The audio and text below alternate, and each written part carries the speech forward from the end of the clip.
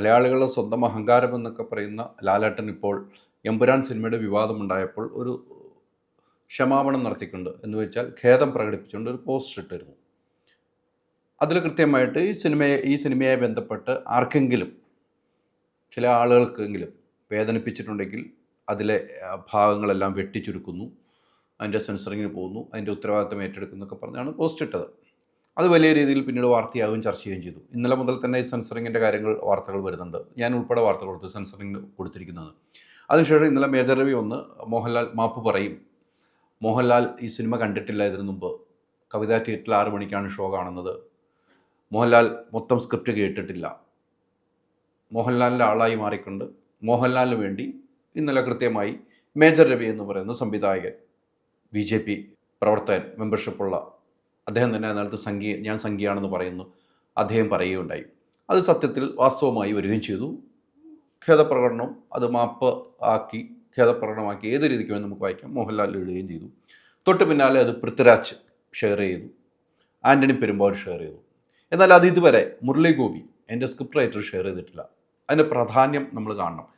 എൻ്റെ സ്ക്രിപ്റ്റ് എഴുതിയിരിക്കുന്നത്, എൻ്റെ കഥ എഴുതിയിരിക്കുന്നത് മുരളി ഗോപിയാണ്. മുരളി ഗോപി എന്തുകൊണ്ട് ഷെയർ ചെയ്യുന്നില്ല? ആ ചോദ്യം കൃത്യമായി അതിന് ഉന്നയിക്കേണ്ടതായി വരും. മുരളി ഗോപി എന്തുകൊണ്ട് ആ പോസ്റ്റ് ഷെയർ ചെയ്യുന്നില്ല? കഴിഞ്ഞ ദിവസത്തെ കുറേ പോസ്റ്റുകൾ നോക്കിയപ്പോൾ അതൊന്നും ഷെയർ ചെയ്തിട്ടില്ല.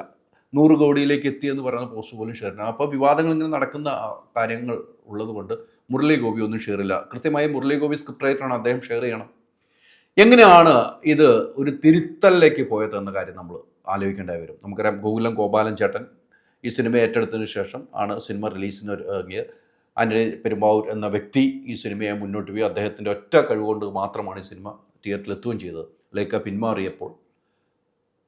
പിന്മാറ്റിയപ്പോൾ എന്തുവാകാം, ഗോപാലൻ ചേട്ടൻ ഏറ്റെടുത്തു. ഗോപാലൻ ചേട്ടൻ ഇന്നലെ തന്നെ ഒരു മാധ്യമങ്ങൾക്ക് ഓൺലൈനിൽ നൽകിയ അഭിമുഖത്തിൽ ഇതിൽ എന്തെങ്കിലും പ്രശ്നങ്ങളുണ്ടെങ്കിൽ ഇത് ആർക്കെങ്കിലും ഏതെങ്കിലും രാഷ്ട്രീയക്കാർക്ക് വേദനിച്ചിട്ടുണ്ടെങ്കിൽ അതിലെ ഭാഗങ്ങളെല്ലാം വെട്ടിമാറ്റണം, അത് മ്യൂട്ട് ചെയ്യണം എന്നൊക്കെ പൃഥ്വിരാജിനോട് ആവശ്യപ്പെട്ടുവെന്ന് ഗോപാലൻ ചേട്ടൻ പറയുകയും ചെയ്തു. ഇവിടെ ഏറ്റവും പ്രധാനപ്പെട്ട കാര്യം, കേന്ദ്രം ഭരിക്കുന്നത് BJP ആണ്, BJP സർക്കാരാണ്. അപ്പോൾ കേന്ദ്രത്തിൽ നിന്നാണ് പല ഏജൻസികളും ഉള്ളത്, അല്ലേ? ഗോപാലൻ ചേട്ടന് ബിസിനസ്, സിനിമ മാത്രമല്ല പല ബിസിനസ്സുമുണ്ട്. ആൻ്റണി പെരുമ്പാവൂർ, മോഹൻലാൽ. അപ്പോൾ കേന്ദ്ര ഏജൻസികളുള്ള ഒരു കേന്ദ്രം ഭരിക്കുന്ന പാർട്ടിക്ക് പറയുമ്പോൾ ഇവർക്ക് ചെയ്യാതിരിക്കാൻ പറ്റില്ല. അതാണ് ഇവിടെ സംഭവിച്ചിരിക്കുന്ന കാര്യത്തിൽ സംശയമില്ല. ഇവരെല്ലാം കൈ പുറകോട്ട് വലിച്ചു കെട്ടി ഇത് ചെയ്തേ പറ്റൂ എന്ന് പറഞ്ഞപ്പോൾ ഇത് ചെയ്തേ പറ്റുള്ളൂ, സെൻസർ ചെയ്തേ പറ്റുള്ളൂ, ഇങ്ങനെ ക്ഷമാപണം നടത്തിയേ പറ്റുള്ളൂ.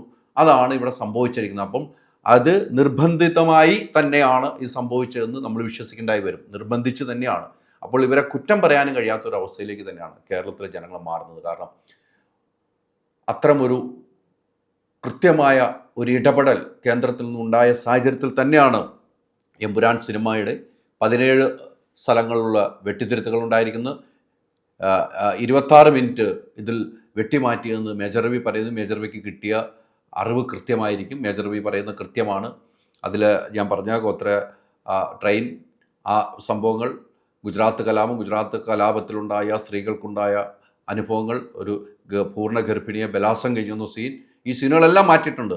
ഈ കാര്യങ്ങളെല്ലാം അത്തരം ബലാത്സം കഴിഞ്ഞ സ്ത്രീകളെ പിന്നെ കേന്ദ്ര ഏജൻസിയെ വിളിച്ചു വരുത്തുന്ന ഒരു സീനുണ്ട്, അത് കട്ട് ചെയ്തു എന്ന് പറയുന്നു. അതിലെ ഏറ്റവും വില്ലൻ്റെ ഒരു പേര്, ഒരു നേതാവുമായി സാമ്യമുള്ള പേര്, ആ പേര് മാറ്റിയെന്ന് പറയുന്നു. അങ്ങനെയൊക്കെ സംഭവം നടത്തണം. എന്തായാലും ഇത് കൃത്യമായി BJPയുടെ മുകളിൽ നിന്നും, RSSൻ്റെ സമ്മർദ്ദത്തിൽ BJP ഇടപെട്ടുകൊണ്ട്, സംഘപരിവാറിൻ്റെ സമ്മർദ്ദത്തിൽ ഇടപെട്ടുകൊണ്ട് BJPയുടെ മുതിർന്ന നേതാക്കൾ ഇടപെട്ടതിൻ്റെ അടിസ്ഥാനത്തിൽ നിന്നാണ് ഇത്തരം സംഭവം ഉണ്ടായ. മോഹൻലാൽ ഇതിനൊരു തിരുത്തും ഖേദപ്രകടനം നടത്തേണ്ടി വന്നത്. എന്നിട്ടും തീരുന്നില്ലല്ലോ പ്രശ്നങ്ങളെന്നാണ് നമുക്ക് മനസ്സിലാകുന്നത്. എന്നിട്ടും പ്രശ്നങ്ങൾ മോഹൻലാലിൻ്റെ പേരിലും തീരുന്നില്ല. അല്പസമയം മുമ്പ് 5 മണിയോട് കൂടി കോഴിക്കോട് അപ്സര തിയേറ്ററിൽ മോഹൻലാലിൻ്റെ കോലം കത്തിക്കുന്നു. എമ്പുരാനെ കത്തിക്കും ഹനുമാൻ സേന. ഈ BJPയുടെ മക്കളായിട്ട് കുറേ ഉണ്ടല്ലോ, അങ്ങനെ കുറേ സാധനങ്ങളുണ്ട്. അത് ഹനുമാൻ സേന പ്രതിഷേധിക്കുന്നു. അപ്സര തിയേറ്ററിന് മുമ്പിൽ വെച്ച് മോഹൻലാലിൻ്റെ കോലം കത്തി പ്രതിഷേധിക്കുന്നു. അപ്പോൾ ഇപ്പോഴും തീരുന്നില്ല എന്നതാണ് ഏറ്റവും പ്രധാനമായി നമ്മൾ കാണേണ്ടത്.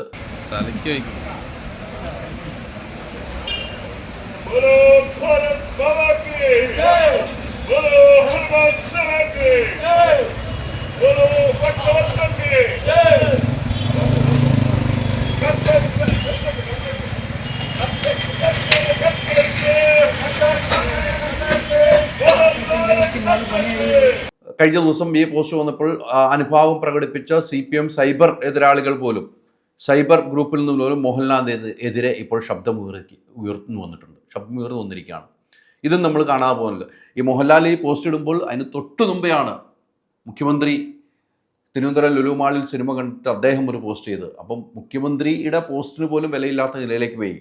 സംഘപരിവാർ സൃഷ്ടിക്കുന്ന ഭീതിയുടെ അന്തരീക്ഷം ആശങ്കപ്പെടുത്തുന്നതും ജനാധിപത്യ സമൂഹത്തിൽ പൗരൻ്റെ ആവിഷ്കാര സ്വാതന്ത്ര്യം സംരക്ഷിക്കപ്പെടണം. എമ്പുരാൻ കൺവെൻഷന് മുഖ്യമന്ത്രി പ്രതികരണം. അതിന് തൊട്ട് പിന്നാലെ മോഹൻലാൽ പിൻവലിച്ചുകൊണ്ട് വാർത്ത വരുന്നു. ഇത്തരം സംഭവങ്ങൾ ഉണ്ടാകുമ്പോൾ നമ്മളൊന്ന് കാണണം. പ്രതിപക്ഷ നേതാവ് പിന്തുണയായി വന്നു, കോൺഗ്രസ് പിന്തുണയായി വന്നു. ചിലർക്ക് ഉച്ചയായാലും നേരം വെളുക്കില്ല, ഞാൻ എമ്പുരാൻ കാണും, പ്രതിപക്ഷ നേതാവ്. ഇത്തരം കാര്യങ്ങളെല്ലാം വരുമ്പോൾ നമുക്ക് മനസ്സിലാക്കാൻ ചെന്ന് ഒരു മലയാള സിനിമ ഒരു സിനിമയായിട്ട് കാണാൻ പോലും കഴിയാത്ത ഒരു അവസ്ഥയിലേക്ക് ഇപ്പോൾ ഇവിടെ എത്തിയിരിക്കുന്നു. ഈ രാജ്യം ജനാധിപത്യ രാജ്യം എന്ന് പറയുന്ന സ്ഥലത്ത് അത്തരം നിലപാടിലേക്ക് എത്തിയിരിക്കുന്നു എന്ന് വേണം നമുക്ക് മനസ്സിലാക്കാൻ കഴിയുന്നത്.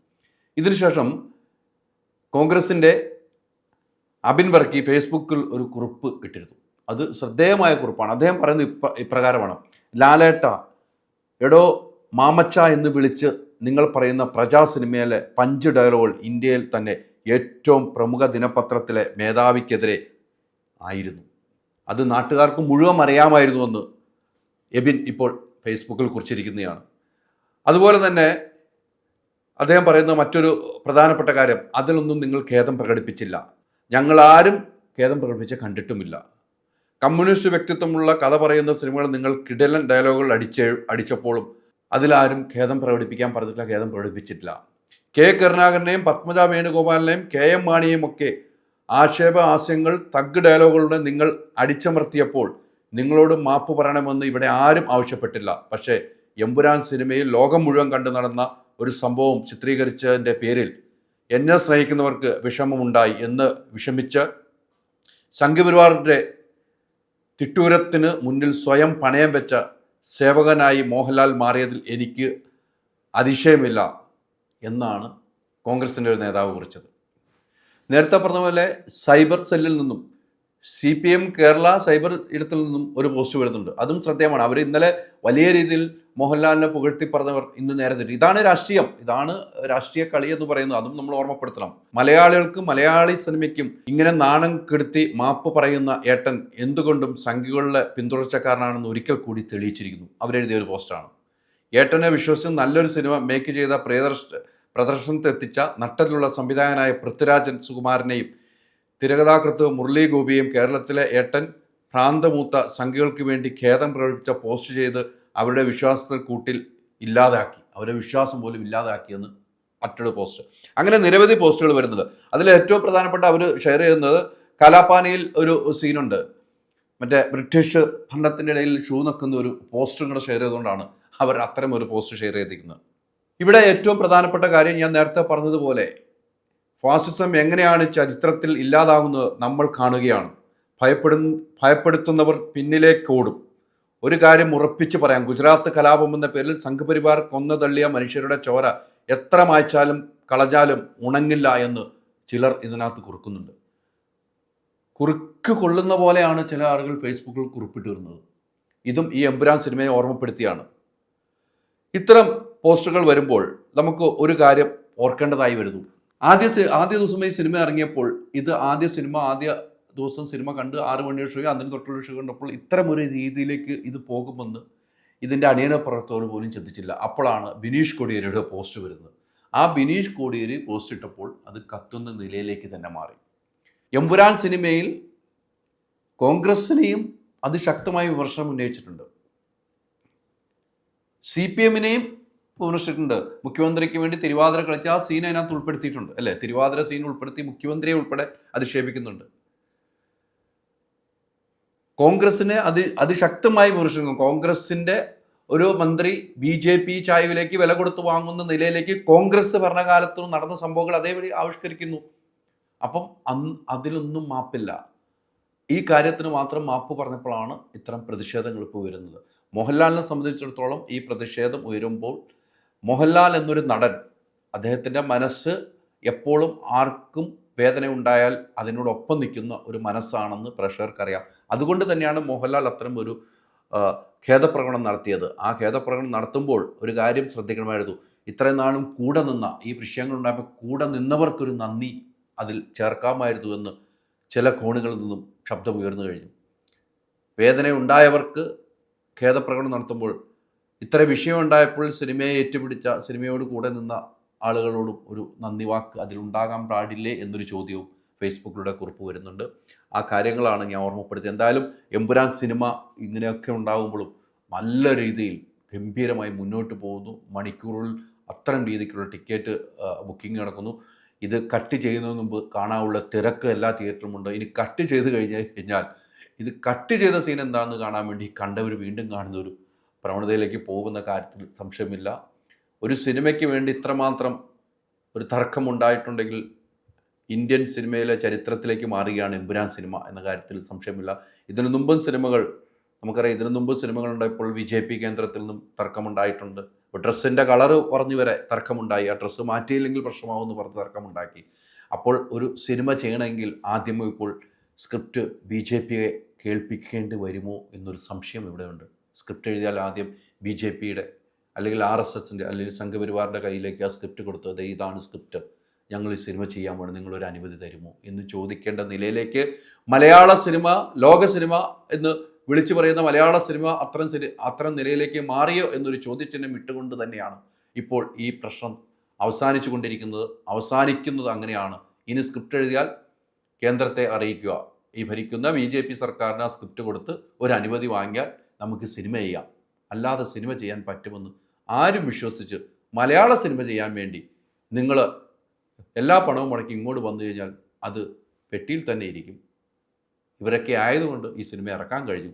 മറ്റാർക്കും ഈ സിനിമ ഇങ്ങനെ ഇറക്കാൻ കഴിയില്ല. അതൊന്ന് ഓർമ്മപ്പെടുത്തുന്നു. സ്ക്രിപ്റ്റ് ഉണ്ടോ BJPയെ കാണിക്കുക, അനുമതി കിട്ടിയോ സിനിമ ചെയ്യുക. അങ്ങനെയാണെങ്കിൽ സിനിമ ചെയ്യാൻ പറ്റും. ഇത്ര മാത്രമേ എനിക്കിതേക്കുറിച്ച് പറയാനുള്ളൂ. Ultra modern kitchen devices. ഒരു കിച്ചണിൽ വേണ്ട എല്ലാ ലേറ്റസ്റ്റ് ബ്രാൻഡുകളും ഇവിടെയുണ്ട്. ലോകോത്തര ബ്രാൻഡുകൾ, original products, wide range. MyG future. WhatsApp വഴി ഇംഗ്ലീഷ് പഠിക്കാൻ ഇംഗ്ലീഷ് കഫേ ഉള്ളപ്പോൾ ഇംഗ്ലീഷ് ഒരു വിഷയമേ അല്ല. English cafe, we present you the perfect English. WhatsApp now 9633 888 575.